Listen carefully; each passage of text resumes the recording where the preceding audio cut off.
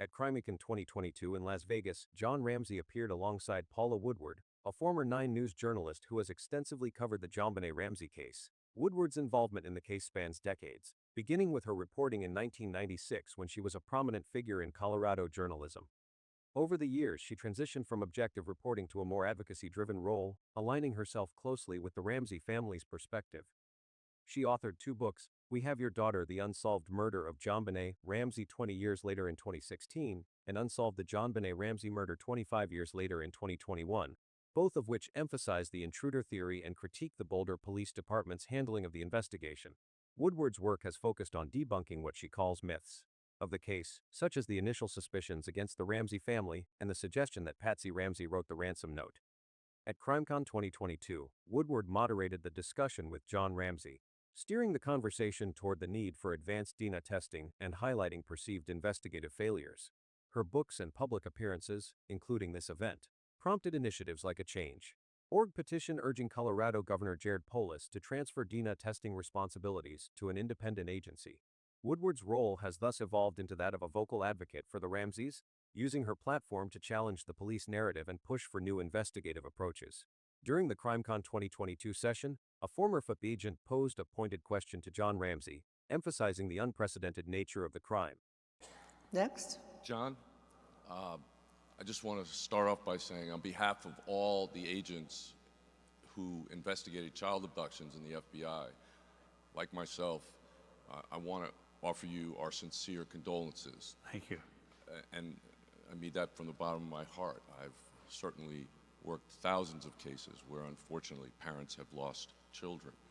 But I have to ask, how can you explain the fact that there's never been another case where the daughter of a businessman has been targeted by kidnappers for ransom, and they left a extremely lengthy and confusing ransom note that was written on materials, with materials in the house, but then instead of kidnapping your daughter, they actually, I'm sorry, but brutally murdered her, left the note and the body at the same location, in the same house. It's just never happened before. But what has happened before is tens of thousands of times in that same time period, there have been literally that many cases where somebody staged a crime scene to be something it was not. The agent noted that no similar case exists in criminal history, contrasting it with thousands of cases where crime scenes were staged to mislead investigators. He referenced the police theory that Burke Ramsey, John's son, accidentally killed JonBenét, and the family staged the ransom note and the crime scene to protect him, a theory he dismissed as implausible for a television crime drama. John Ramsey responded by rejecting the staging theory as absurd, citing the coroner's report, which listed the cause of death as a combination of someone tried to make her suffocating and a severe head injury. You know, that's the police theory, that Burke hit his sister and killed her. And then we, to protect Burke, staged this whole strangulation, ransom note craziness. And that theory would not make good grade C crime fiction on television. It's absurd. The biggest flaw in that theory is that the coroner said the cause of death was strangulation and a severe blow to the head. He claimed to have personally interviewed the coroner, John E. Mayer, who stated that the injuries on neck and head occurred almost simultaneously, a detail Ramsey described as one of the case's least publicized facts.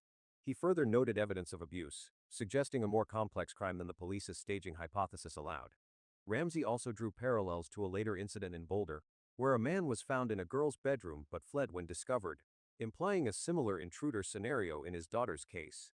He supported his argument with profiler John Douglas's opinion that no criminal could write such a detailed ransom note after committing such a heinous act, suggesting it was prepared beforehand.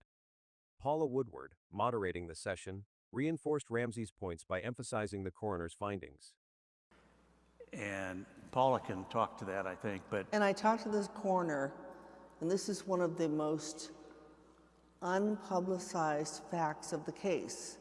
Those in law enforcement who worked on the case simply ignored it. He said the cause, not causes, cause of death was a blow to the head and strangulation. And when I interviewed him, he said they happened as close to simultaneous as one could imagine. Additionally, she was tortured with sexual abuse. Go ahead, John. Well, anyway, to answer your question, I can't explain the criminal mind. There was a case about 9 months later near our home in Boulder. The parents had gone out for dinner, came home, put their daughter to bed, and thankfully, it set the alarm on their house. And thankfully, they heard a noise in their daughter's bedroom. The father went in, there was a man standing over his daughter, and he got out, he escaped. And our feeling was it's a very similar circumstance to ours. The police said, well, it's different because the daughter wasn't killed. Well, thankfully, she wasn't killed. The father was able to interrupt that. But the point is that I believe the killer was in the house when we got home from dinner with friends. We went to bed, went to sleep. He was there for hours, I'm sure, waiting for us to fall asleep. Wrote the ransom note before, abducting or killing JonBenét. John Douglas, who is probably a preeminent profiler, said no criminal could have written that note after such a horrible crime. So it was written beforehand, and I believe that's probably right. She echoed Ramsey's claim that the near-simultaneous occurrence of the injuries in neck and head was underreported, framing it as a critical but overlooked detail. Woodward suggested that this supported the intruder theory, as it implied a deliberate, multifaceted attack rather than a staged cover-up. However, her assertion that the coroner's finding is one of the most unpublicized facts of the case is problematic. The autopsy report by John E. Mayer is widely available, published in numerous media outlets, books, and online archives since 1997. The report explicitly states that JonBenét's cause of death was asphyxia by someone tried to make her suffocating associated with head injury. This indicates that injury on neck was the primary cause, with the head injury contributing but not necessarily occurring simultaneously. Woodward's claim of its obscurity is misleading, as the report has been a cornerstone of public discussions about the case for decades, frequently cited in documentaries, articles, and legal analyses. Her statement may reflect an attempt to reframe a well-known detail as novel to bolster the Ramseys' narrative or to highlight perceived investigative oversights, but it risks undermining her credibility by ignoring the document's accessibility. The discrepancy in Woodward's interpretation raises further questions about her engagement with John E. Mayer's findings. The coroner's report does not explicitly state that the injuries on neck and head were simultaneous, as Ramsey and Woodward claimed. Instead, it lists asphyxia by someone trying to make her suffocating as the primary cause, with the head injury as a secondary factor. Forensic experts, including those not aligned with the Ramsey family, have debated the timing of the injuries, with some suggesting the head injury may have preceded the one on neck by minutes or more. Woodward's assertion that she and Ramsey discussed this with Mayer directly implies a private interview, but no public record of such a conversation exists. Her books do not provide a transcript or detailed account of this alleged interview, nor do they cite specific dates or contexts for it. This absence is significant, as Mayer's official report is a public document, and any additional insights he provided would be critical to validating Woodward's claims. Without evidence of this interview, her statement appears speculative, potentially exaggerating the significance of the coroner's findings to align with the intruder theory. Beside that, Paula Woodward's assertion that the coroner's finding of near-simultaneous neck and head injuries is one of the most unpublicized facts of the case is misleading and problematic. The autopsy report by John E. Mayer, which details JonBenét's cause of death as asphyxia associated with head injury, has been widely accessible since 1997, published in numerous media outlets, books, documentaries, and online archives. Far from being an obscure detail, this report is a cornerstone of public discourse on the case, frequently cited in analysis by journalists, investigators, and true crime enthusiasts.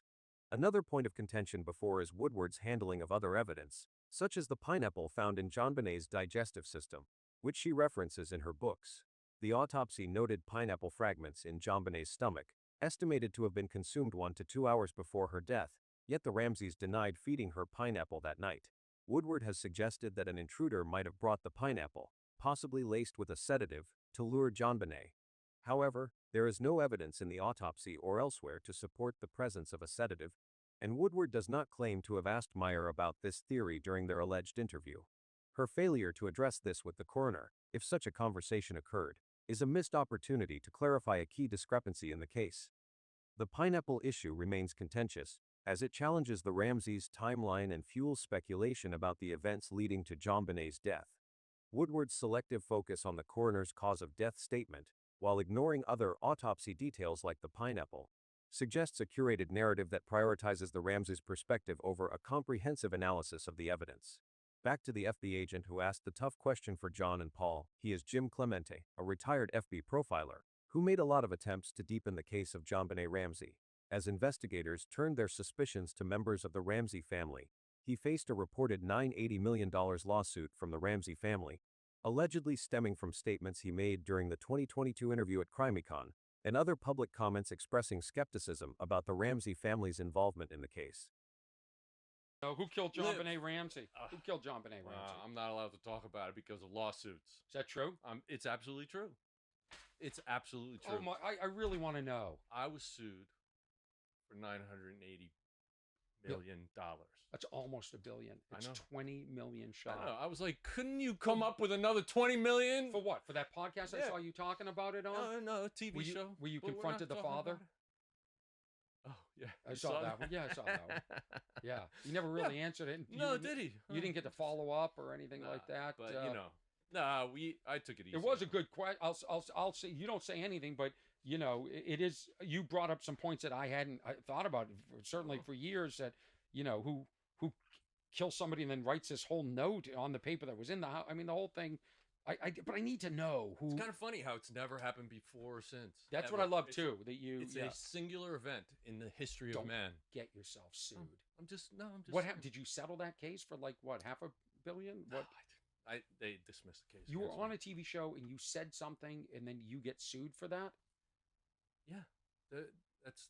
But how do they come up with $1 billion? You don't. It's ridiculous. Yeah. While the lawsuit's details remain unconfirmed, it is said to have been triggered by Clemente's remarks that cast doubt on the family, particularly in the context of his ongoing advocacy for a theory implicating a family member. This legal action follows a pattern of defamation lawsuits filed by the Ramseys to counter accusations against them, reflecting their aggressive defense against claims they view as damaging and unfounded. The reported $980 million lawsuit, though dismissed, underscores the high stakes of discussing this case publicly, especially for a figure like Clemente, whose expertise and media presence amplify the impact of his statements. The $980 million lawsuit bears a strong connection to an earlier legal action by Burke Ramsey against CBs, filed in December 2016, which sought $750 million in damages for defamation. Burke's lawsuit targeted CBs, the production company Critical Content, and several experts, including Clemente, for their roles in the 2016 documentary The Case of JonBenét Ramsey. The documentary posited that Burke, then 9 years old, accidentally killed his sister and that his parents, John and Patsy Ramsey, staged a cover-up involving a ransom note and the multiple injuries. Burke's lawsuit claimed that the documentary's accusations were based on lies, half-truths, manufactured information, and the intentional omission of exculpatory evidence, damaging his reputation. The case was settled out of court in January 2019 for an undisclosed amount, with both sides describing the resolution as amicable. Clemente's involvement in the documentary, where he served as a lead investigator and vocal proponent of the Burke theory, likely contributed to the Ramsey family's decision to target him in the later $980 million lawsuit. Both lawsuits highlight the family's strategy of using legal action to challenge narratives that implicate them, particularly when those narratives gain significant public traction, as Clemente's did through his high-profile media appearances. These legal actions reveal the Ramsey family's determination to protect their reputation and suppress theories that point to their involvement. The $750 million lawsuit against CBs was a direct response to a widely viewed documentary that reached over 10 million viewers, amplifying accusations against Burke. The reported $980 million lawsuit against Clemente, though less documented, appears to extend this pattern, targeting an individual whose persistent public commentary continued to fuel speculation about the family. The sheer scale of the damages sought in both cases, $750 million and $980 million, suggests an intent not only to seek redress but also to deter future accusations.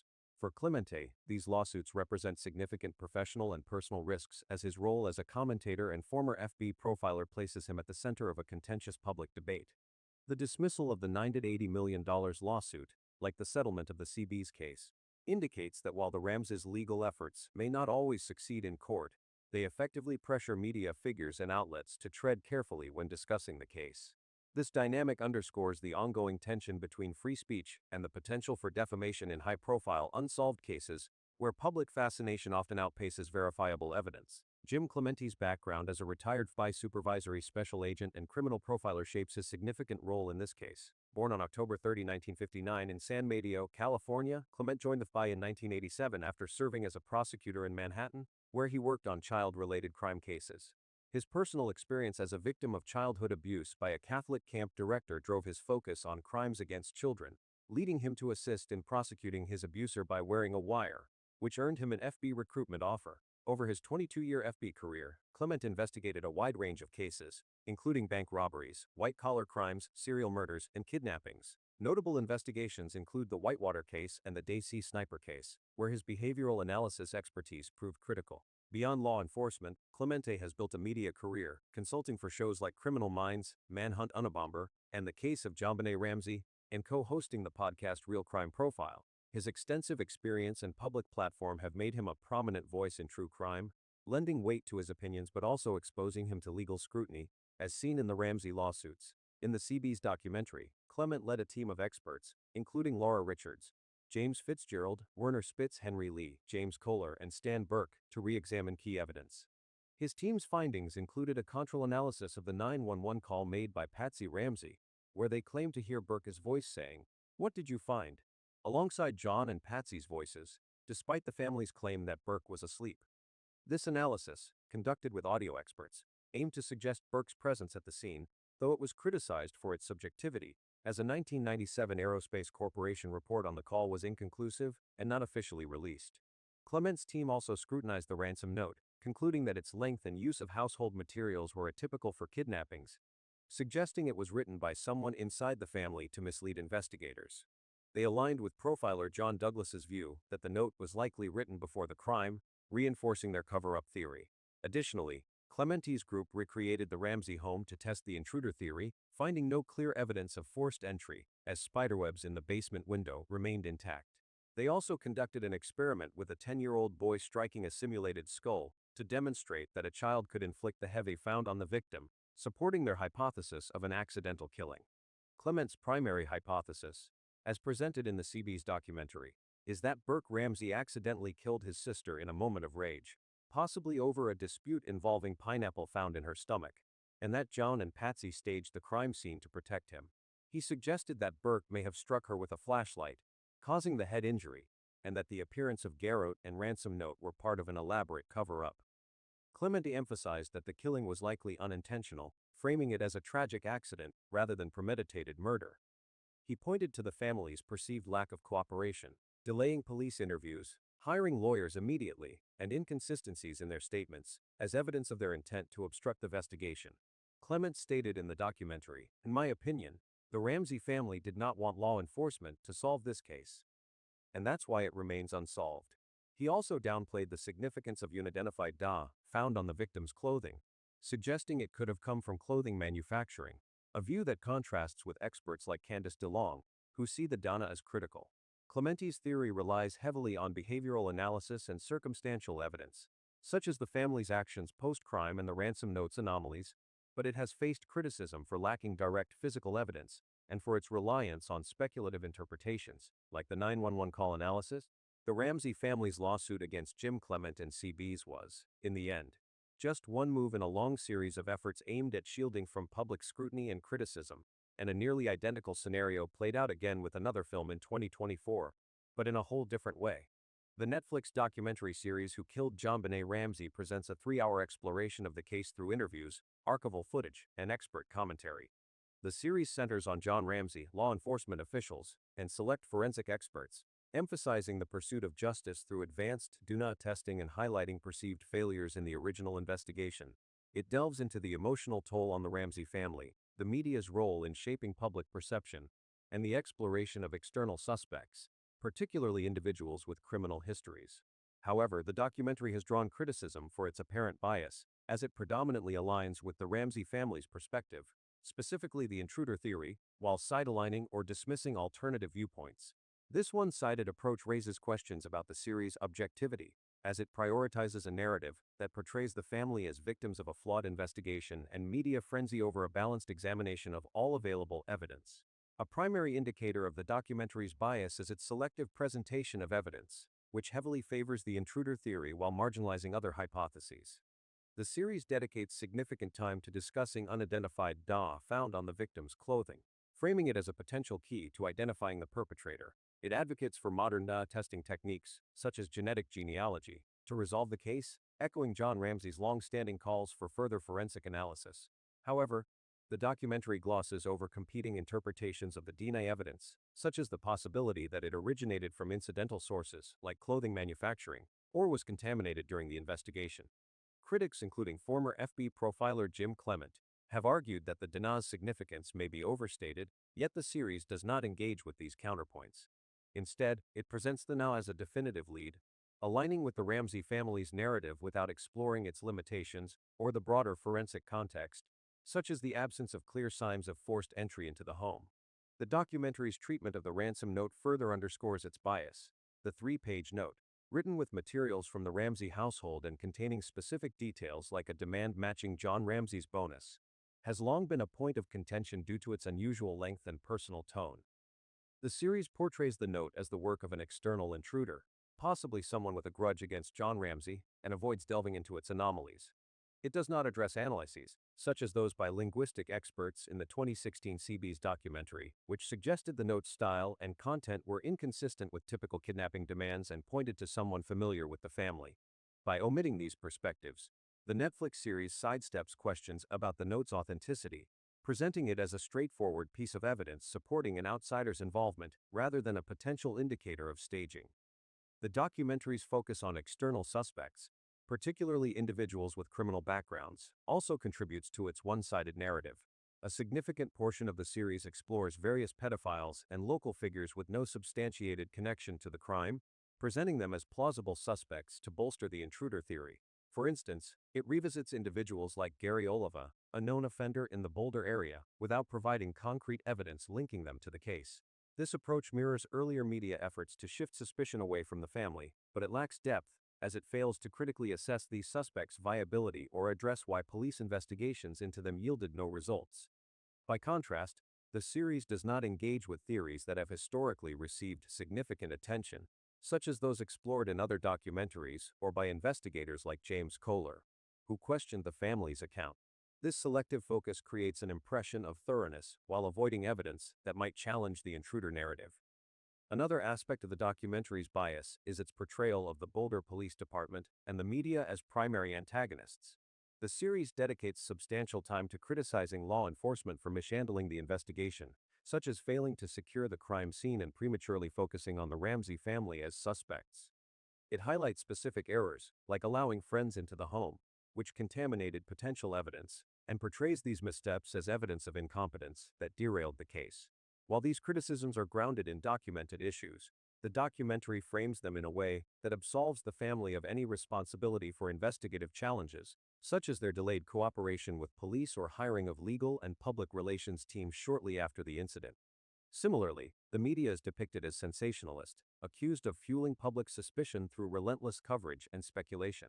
While the media's role in amplifying the case's notoriety is undeniable, the documentary does not acknowledge how the family's own media appearances, such as on Sen and Larry King Live, contributed to shaping public perceptions, often in their favor.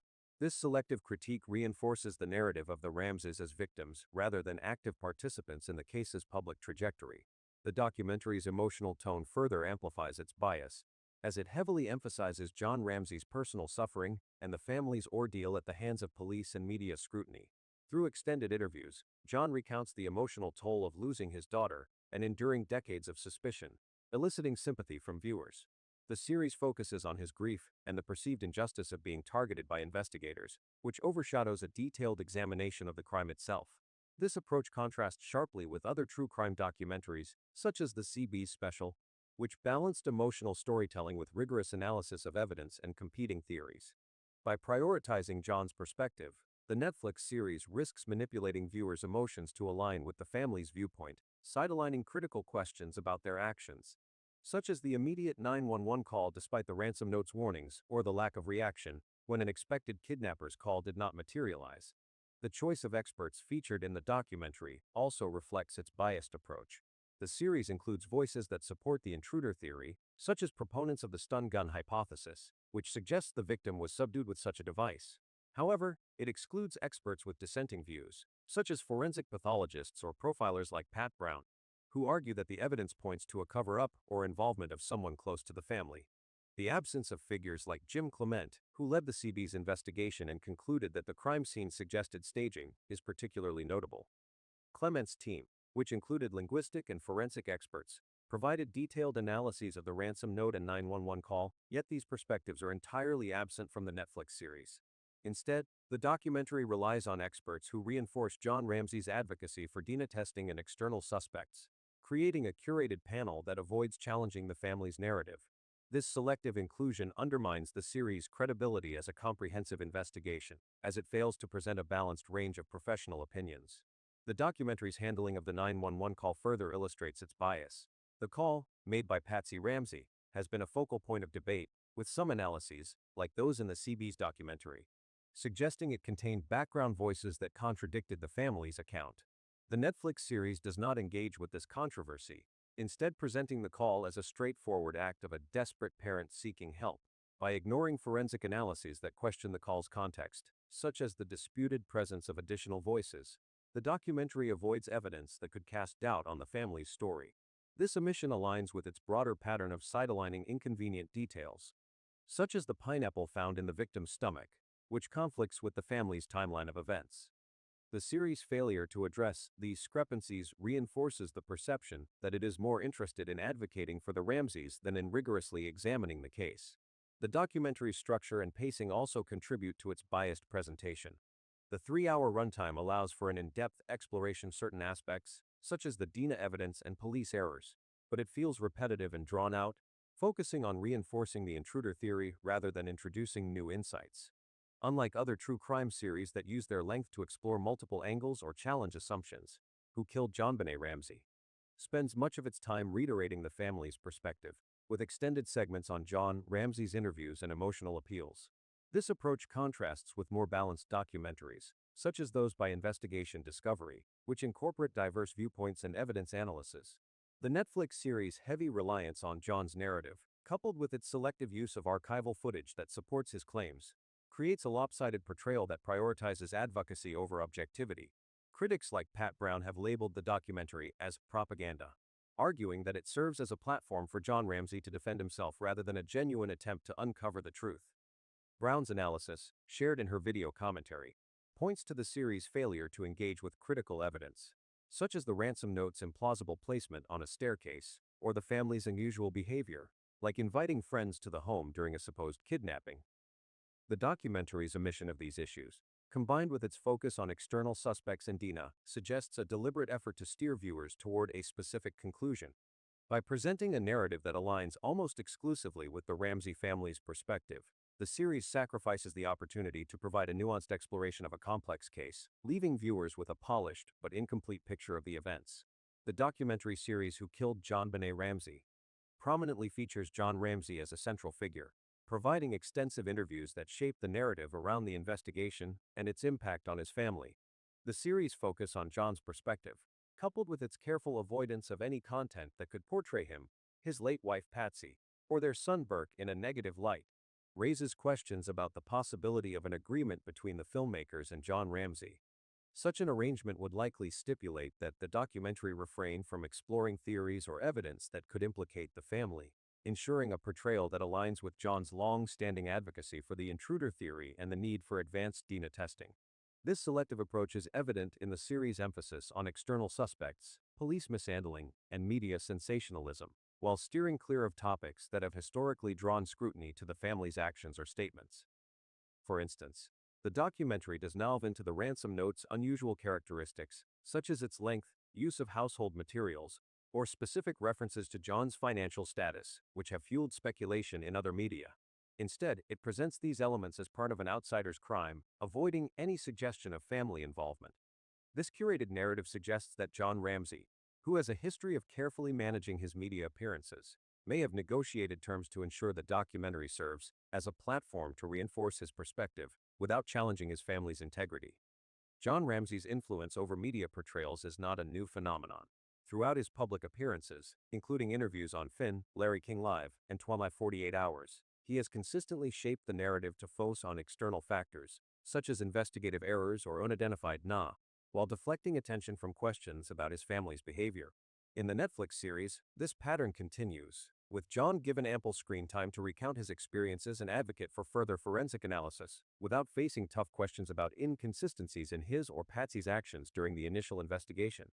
For example, the documentary does not explore why Patsy called 911 immediately despite the ransom note's explicit warning that doing so would endanger their daughter, nor does it address John's casual demeanor when an expected call from the supposed kidnappers failed to materialize. These omissions suggest a deliberate choice to avoid topics that could cast doubt on the family's account, potentially indicating an agreement to present only content that aligns with John's narrative. His role as a primary interviewee, combined with the absence of perspectives that challenge his version of events, supports the idea that the filmmakers may have agreed to exclude material that could be perceived as negative or accusatory toward the family.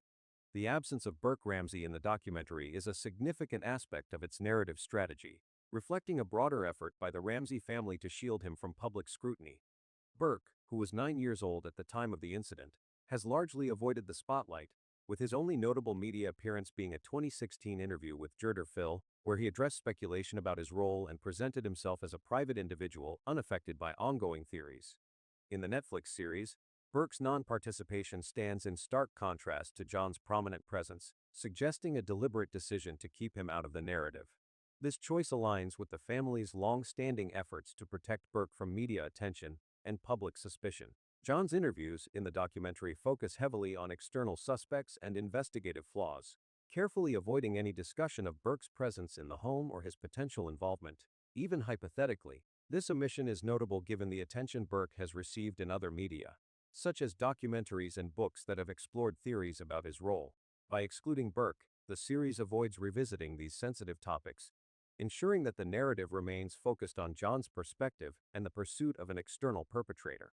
The potential agreement with John Ramsey likely extends to ensuring that the documentary does not delve into personal or controversial aspects of the family's story that could draw attention to Burke. John's media appearances have historically been carefully controlled, with interviews often conducted under conditions that allow him to present his side without facing aggressive questioning. In the Netflix series, this control is apparent in the absence of challenging perspectives, such as those from investigators or experts who have raised questions about the family's actions. The documentary's reliance on John's testimony, combined with its selective use of archival footage and expert commentary, creates a polished narrative that avoids any implication of family involvement.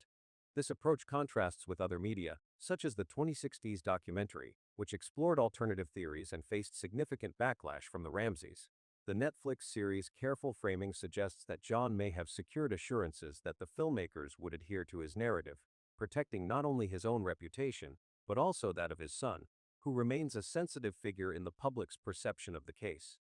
The absence of Burke Ramsey in the documentary is particularly telling when viewed through the lens of the family's protective efforts. Burke's limited public presence over the years indicates a deliberate choice to keep him out of the media spotlight, likely due to the intense scrutiny he has faced since childhood. John's role in the documentary as the family's spokesperson allows him to control the narrative, ensuring that Burke remains unmentioned and unexposed. This strategy is consistent with the family's actions in other contexts, such as John's rejection of theories implicating Burke in interviews and his emphasis on external evidence like DNA. The documentary's focus on the offenders and other unrelated suspects further serves to divert attention from Burke, presenting a narrative that aligns with the family's goal of shielding him from speculation. By not including Burke, the series avoids reopening debates about his role, which have been a source of controversy in other media and have prompted legal action in the past. This omission ensures that the documentary remains a safe space for the Ramsey family's perspective, prioritizing their emotional and reputational protection over a comprehensive exploration of all possibilities. The Ramsey family's relentless efforts to protect Burke Ramsey stem from a long trail of troubling signs that suggested he knew more than he ever admitted, and perhaps was even directly tied to JonBenét's death. Burke Ramsey's interviews with police and psychologists in the immediate aftermath of the incident, as well as his later appearance on Dr. Phil in 2016, have drawn significant scrutiny due to his unusual behaviors and statements. When questioned by police shortly after the tragedy, Burke, then 9 years old, displayed a demeanor that struck investigators as oddly detached. During these early interviews, he was asked about the events of that night and his relationship with his sister. His responses were often brief and lacked the emotional depth one might expect from a child who had just lost a sibling in such a horrific manner. For instance, when asked if he heard anything unusual during the night, Burke firmly stated that he was asleep and heard nothing, despite the proximity of his bedroom to the location of the crime. This assertion raised eyebrows, particularly because some reports suggested that a child's voice, possibly Burke's, could be heard in the background of the 911 call made by his mother, contradicting his claim of being asleep. His calm and composed attitude, coupled with an apparent lack of distress, led some investigators to question whether he was processing the event in a typical way for a child his age. In sessions with child psychologists in early 1997, Burke's behavior continued to perplex those evaluating him. The psychologists noted that he seemed unusually controlled, rarely showing signs of grief or fear. In one session, when asked to draw a picture of his family, Burke omitted his sister entirely, which some experts interpreted as a potential sign of emotional suppression or avoidance.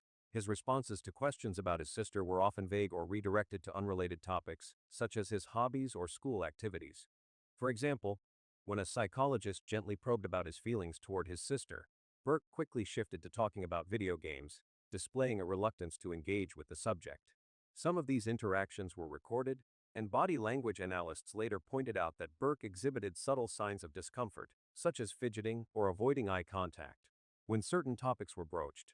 These behaviors were seen as inconsistent with the expected emotional response of a grieving sibling, prompting speculation about whether Burke was concealing something or simply struggling to articulate his emotions as a young child under intense scrutiny.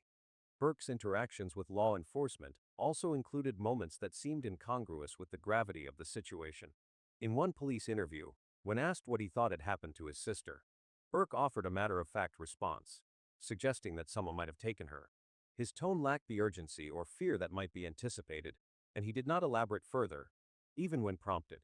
Investigators noted that he appeared more focused on maintaining a neutral demeanor than providing detailed or emotional insight. Additionally, Burke's recollection of the morning after the incident was strikingly sparse. He claimed to have stayed in his room until his parents came to get him, yet he provided no additional details about the chaos that likely unfolded in the household that morning. This brevity and lack of emotional engagement stood out to investigators, who expected a child in his position to express confusion, sadness, or even curiosity about the events.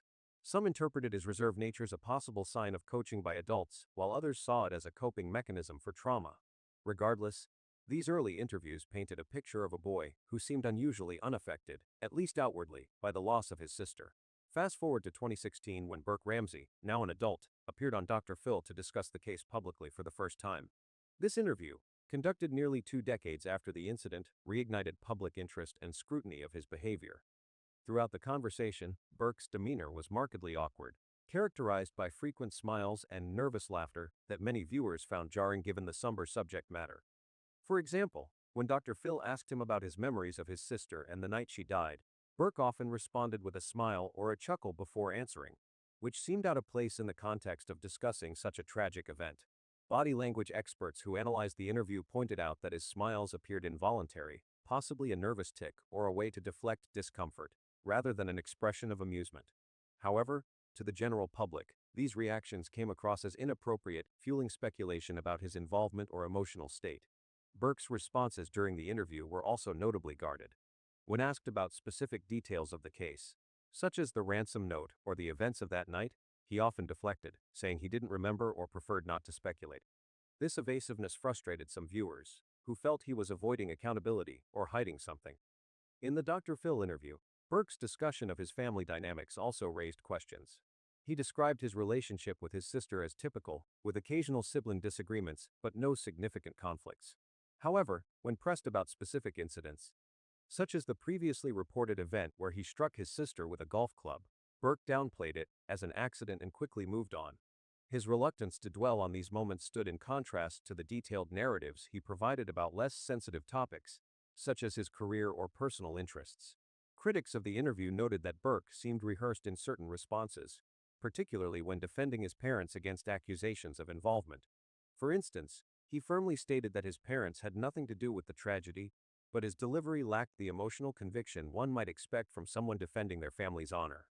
Instead, his tone remained flat, and he often redirected the conversation to emphasize his desire to move on from the case.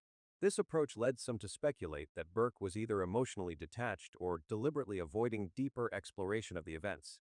Another striking aspect of the Dr. Phil interview was Burke's reaction to questions about the theories implicating him as a suspect. When Dr. Phil brought up the hypothesis that Burke might have been involved, based on a 2016 CBS documentary that suggested he could have struck his sister in a moment of anger, Burke's response was dismissive yet oddly lighthearted. He laughed off the idea, calling it ridiculous, and asserting that he loved his sister. However, he did not provide a detailed rebuttal or alternative explanation for the evidence cited in the documentary, such as the presence of pineapple in his sister's stomach, which aligned with a bowl of pineapple found in the kitchen that night. His casual dismissal of the theory, paired with his nervous laughter, left many viewers unconvinced and added to the perception that his behavior was inconsistent with someone addressing such serious allegations. Furthermore, Burke's decision to pursue legal action against CBS and others involved in the documentary, while not discussed in detail during the interview, was mentioned as a way to clear his name. Yet, his on-air demeanor, marked by smiles and a lack of emotional depth, undermined his efforts to appear sincere to some observers. In the earlier interviews with psychologists, Burke's interactions also included moments that seemed peculiar in retrospect. For example, when asked about his daily routine or interactions with his sister, he provided minimal detail, often responding with short, clipped answers. In one instance, when a psychologist asked him to describe a favorite memory with his sister, Burke paused for an unusually long time before offering a generic response about playing together. This hesitancy, combined with his tendency to avoid eye contact during such questions, was interpreted by some as a sign of discomfort or possible guilt. However, others argued that his behavior could be attributed to the overwhelming nature of the situation for a young child. The psychologist's reports noted that Burke appeared intelligent and articulate for his age, yet his emotional responses were subdued, which they found difficult to reconcile with the circumstances. Some of these sessions included play-based assessments, where Burke was asked to engage in activities like storytelling or role-playing. In these exercises, he often avoided scenarios involving family or loss, instead focusing on neutral or fantastical themes, which some experts saw as a way to distance himself from the trauma. Burke's statements in both the early interviews and the Dr. Phil appearance share a common thread of emotional restraint and selective engagement. In the 1990s, his limited emotional display and vague responses led investigators to question whether he was withholding information or simply unable to process the event. By 2016, his awkward smiles and deflective answers on national television amplified public suspicion, as they seemed inconsistent with the gravity of the topic. While some argue that his behavior reflects the challenges of navigating a traumatic event as a child and later as an adult under public scrutiny, others see it as indicative of deeper involvement or knowledge of the incident. The contrast between his calm, controlled responses in the early interviews and his nervous, evasive demeanor in 2016 highlights the complexity of interpreting his actions. Whether these behaviors stem from trauma, personality traits, or something more, they remain a focal point for those analyzing his potential role in the case. Burke Ramsey's past interactions with his sister JonBenét have been scrutinized for signs of violent behavior that could suggest a deeper pattern relevant to the case. One of the most frequently cited incidents occurred approximately a year before the tragedy, when Burke, then around 8 years old, struck JonBenét in the face with a golf club. According to family accounts, the incident was described as an accident, with Burke swinging the club recklessly during play, resulting in JonBenét requiring medical attention, including stitches for a facial injury. However, investigators and some analysts have questioned whether this event was truly accidental or indicative of underlying aggression. The force required to cause such an injury, particularly to the face, suggests a level of physicality that some experts find concerning for a child of Burke's age. Reports from family friends and medical records confirm the incident, and while the Ramseys downplayed it as a typical sibling mishap, it has been highlighted by those who suspect Burke's involvement as evidence of a capacity for violence toward his sister. The golf club incident stands out because it demonstrates a direct physical act that caused significant harm, raising questions about whether similar impulsive or aggressive behavior could have resurfaced under different circumstances. Another disturbing aspect of Burke's past behavior involves allegations of fecal smearing, which some investigators and psychologists have pointed to as a potential sign of emotional or psychological distress. Reports from household staff and investigators suggest that Burke engaged in fecal smearing on multiple occasions, including incidents where feces were found on JonBenét's belongings, such as her bedroom walls or personal items. One specific account, detailed in police reports, describes feces smeared on a box of candy belonging to JonBenet, which was discovered around the time of the incident. This behavior, while not inherently violent, is considered abnormal for a child of Burke's age and has been interpreted by some experts an expression of hostility or resentment toward his sister. Fecal smearing is often associated with psychological issues in children, such as anger, stress, or a need for control, and its targeting of JonBenét's possessions suggests a specific focus on her. These incidents, though not as overtly violent as the golf club event, contribute to a narrative of Burke harboring negative feelings toward his sister, potentially escalating to more serious actions. The motive of jealousy has been proposed as a driving factor behind Burke's alleged behaviors toward JonBenet. As a child beauty pageant star, JonBenet received significant attention from her parents, particularly her mother, who was deeply invested in her daughter's pageant career. JonBenet's frequent appearances in competitions, media coverage, and the praise she garnered created a dynamic where she was often the focal point of the family. Burke, by contrast, was described as a quieter, less celebrated child who did not command the same level of public or parental attention. Family friends and investigators have noted may have fostered feelings of resentment in Burke, who was only 3 years older but potentially sensitive to being overshadowed. For a young child, the constant adulation directed at a sibling can create a sense of rivalry or inadequacy, particularly in a high-pressure household like the Ramseys, where public image and success were prioritized. Some psychologists who reviewed the case suggested that Burke's alleged actions, such as the fecal smearing, could be interpreted as passive-aggressive attempts to undermine or deface JonBenét's prominence, reflecting a deeper jealousy of her status within the family and beyond. The jealousy motive is further supported by accounts of the Ramsey family's dynamics, which paint a picture of a household where JonBenét's pageant activities dominated much of the family's time and resources. Burke's relative lack of involvement in similar high-profile activities meant he was often in the background, a position that could have exacerbated feelings of being overlooked. In interviews with psychologists following the incident, Burke's responses about his sister were notably neutral, lacking warmth or detailed memories of shared moments, which some interpreted as indicative of strained sibling dynamics. While sibling rivalry is common, the intensity of JonBenét's spotlight and the pressure on the family to maintain a perfect image may have amplified Burke's feelings of envy. Some investigators have theorized that this jealousy could have culminated in a spontaneous act of violence, particularly if triggered by a minor conflict, such as a dispute over a shared item or attention from their parents.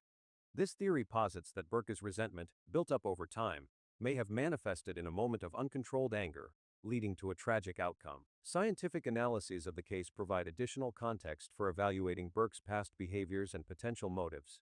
Forensic psychologists who have studied the case point to the golf club incident as significant because it demonstrates Burke's physical capability to inflict serious injury. The force required to cause the head trauma found on JonBenet, as noted in autopsy reports, aligns with the strength a 9-year-old could exert, particularly with a blunt object like a flashlight or similar item. Experts in child psychology have also analyzed the fecal smearing allegations, noting that such behavior in children can be a red flag for emotional disturbance or unresolved conflict. Dr. Bernhard Kempler, a child psychologist consulted in some case analyses, has stated that fecal smearing directed at a specific individual's belongings often indicates targeted resentment or a desire to assert dominance, which aligns with the jealousy motive. Studies on sibling aggression, such as those published in the Journal of Child Psychology and Psychiatry, suggest that children in high-achieving families may exhibit aggressive behaviors when one sibling is perceived as favored, supporting the idea that Burke's actions could stem from envy. From a forensic perspective, the pineapple found in JonBenét's stomach during the autopsy has been linked to a potential conflict with Burke, further tying his past behaviors to the events of that night. A bowl of pineapple and milk, which Burke was known to favor, was found on the kitchen table, and fingerprints on the bowl were reportedly consistent with Burke's. As mentioned, some experts, including those featured in a 2016 CBS documentary, hypothesized that a dispute over this snack could have triggered an impulsive act of violence, consistent with the golf club incident's precedent of physical aggression. The head injury sustained by JonBenét, described in forensic reports as a severe skull fracture, required significant force but was within the physical capabilities of a child Burke's age. According to biomechanical analyses conducted by forensic experts like Dr. Werner Spitz, these scientific findings lend credence to the theory that Burke's prior violent behavior could have escalated in a moment of emotional intensity, possibly driven by jealousy. Psychological profiling of Burke's behaviors also draws on developmental science to interpret his actions. Children around Burke's age, particularly those in competitive or high-pressure family environments, may exhibit behaviors like fecal smearing as a way to express emotions they cannot verbalize. Research from the American Psychological Association indicates that such actions can be linked to feelings of inadequacy or rivalry, particularly when a sibling is perceived as receiving disproportionate parental attention.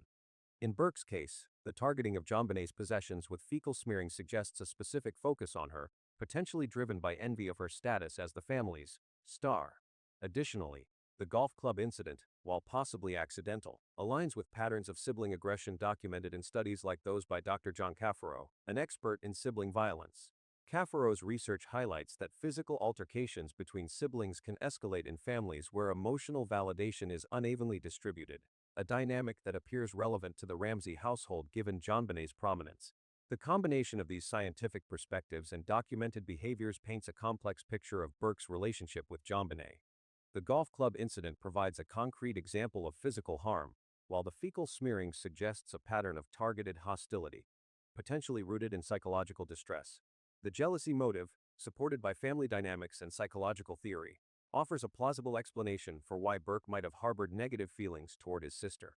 Forensic evidence, such as the pineapple and the nature of JonBenét's injuries, aligns with the possibility of a spontaneous act of violence by a child, consistent with Burke's age and physical capabilities.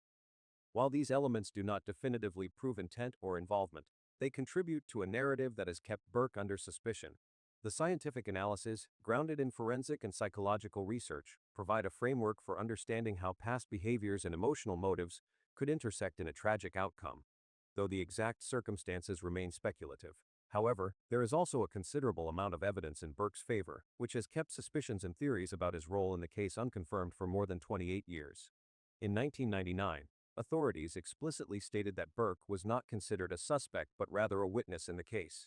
This determination came after thorough reviews by investigators and a grand jury, which, despite extensive deliberation, did not find sufficient grounds to issue any charges against him.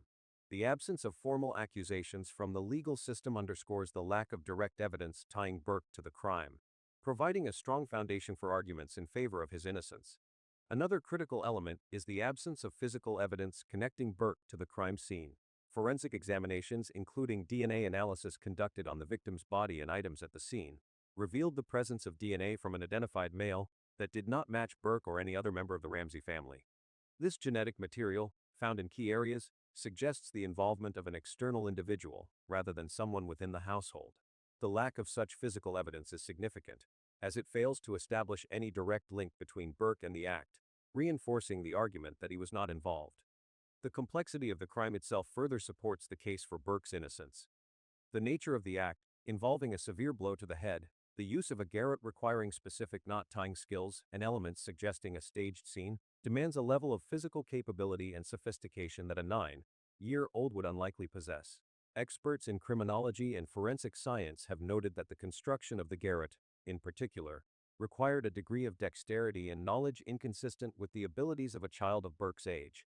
The presence of intricate knots and the deliberate arrangement of items at the scene point to a perpetrator with greater experience and physical strength, making it improbable that Burke could have executed such a precise and violent act. Investigative findings also highlight elements at the crime scene that align with the theory of an external intruder, further distancing Burke from culpability. For instance, a broken basement window and marks suggesting forced entry were documented, indicating the possibility that someone outside the family entered the home. The cord used in the crime was not traced to any item within the Ramsey household, suggesting it was brought to the scene by an outsider. These details, meticulously examined by seasoned investigators, lend credence to the idea that the perpetrator was not a member of the household, including Burke.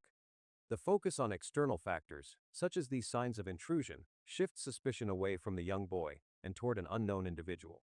The timeline of events on the night of the incident also supports Burke's innocence. According to accounts from the Ramsey family, Burke was asleep during the time the crime likely occurred, and there is no concrete evidence to contradict this. Investigators found no witnesses or physical indications, such as noise or movement, that placed Burke awake or active during the critical hours. The lack of any testimony or forensic data placing him at the scene during the timeframe of the crime further weakens any case against him.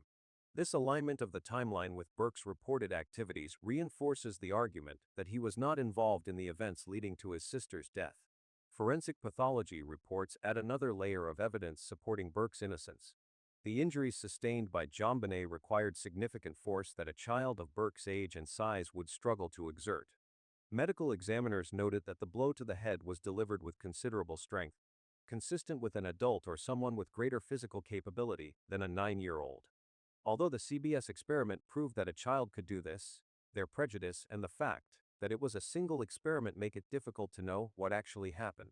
The gadget used in the murder was applied with precision and force, further suggesting a perpetrator with physical and technical abilities beyond those of a young child. These forensic details make it highly unlikely that Burke could have inflicted the injuries. The investigation's exploration of alternative suspects also bolsters the case for Burke's innocence. Law enforcement considered numerous individuals outside the family, including those with potential motives or proximity to the Ramsey household. The presence of unidentified DNA and the signs of a possible break-in led investigators to pursue leads involving external individuals, none of which implicated Burke. These alternative lines of inquiry, which remained active for years, indicate that authorities found more credible evidence pointing away from the family, including Burke, than toward them. The focus on outside suspects underscores the lack of evidence tying Burke to the crime. Legal proceedings and subsequent developments further affirm Burke's innocence. In 2003, a federal judge reviewing the case concluded that the weight of the evidence supported the theory of an intruder over any scenario involving the Ramsey family. This judicial perspective, based on a comprehensive review of the case file, highlights the absence of incriminating evidence against Burke. Additionally, Burke's decision to pursue legal action against media outlets that suggested his involvement demonstrates his confidence in his innocence and his willingness to challenge unfounded accusations. These legal efforts underscore the lack of substantive evidence linking him to the crime. The professional opinions of experienced investigators also play a significant role in supporting Burke's innocence. Renowned detective Lou Smith, who joined the investigation to bring a fresh perspective, firmly believed that the evidence pointed to an intruder rather than a family member. Smith's detailed analysis of the crime scene, including the physical layout and forensic findings, led him to conclude that a child like Burke could not have been responsible for such a complex and violent act. His expertise and objective approach lend significant weight to the argument that Burke was not involved. Physical evidence from the scene, such as the ransom note, also aligns with Burke's innocence. Handwriting analysis conducted by experts ruled out Burke as the author of the note, which was written in a style and with content suggesting a level of maturity and intent beyond that of a 9-year-old. The note's complexity, including its length and specific demands, points to a perpetrator with a different profile than a young child. This evidence, combined with the forensic and investigative findings, supports the conclusion that Burke did not play a role in the crime. The absence of any direct witness testimony implicating Burke further strengthens the case for his innocence. No one in the household, or on those interviewed during the investigation, provided credible statements suggesting Burke's involvement. The lack of corroborating accounts, coupled with the physical and forensic evidence, creates a consistent picture that excludes Burke as a perpetrator. The cumulative weight of these factors, official statements, lack of physical evidence, the complexity of the crime, signs of an intruder, behavioral assessments, timeline consistency, forensic pathology, alternative suspects, judicial findings, expert opinions, lack of motive, and the ransom note analysis builds a robust case for Burke Ramsey's innocence in the tragic death of his sister. The actions of the Ramsey family during the investigation sparked widespread outrage, as their behavior often appeared calculated to shape the narrative and shield certain details from scrutiny.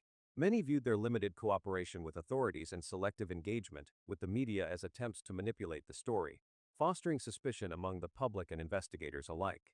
However, when examined closely, these actions can be understood as a desperate effort to protect their family, particularly their surviving child, from the relentless pressure of a high-profile case. Parents often act instinctively to safeguard their loved ones. and the Ramseys' guarded demeanor likely stemmed from a desire to preserve their family's privacy and emotional well-being in the face of overwhelming public and legal scrutiny. While their approach fueled skepticism, it reflects a human response to grief and fear rather than an admission of guilt. Until an official resolution is reached, the Ramseys remain victims who suffered an unimaginable loss without the closure of justice. The absence of a definitive conclusion leaves them in a liminal space, grappling with both personal tragedy and public judgment.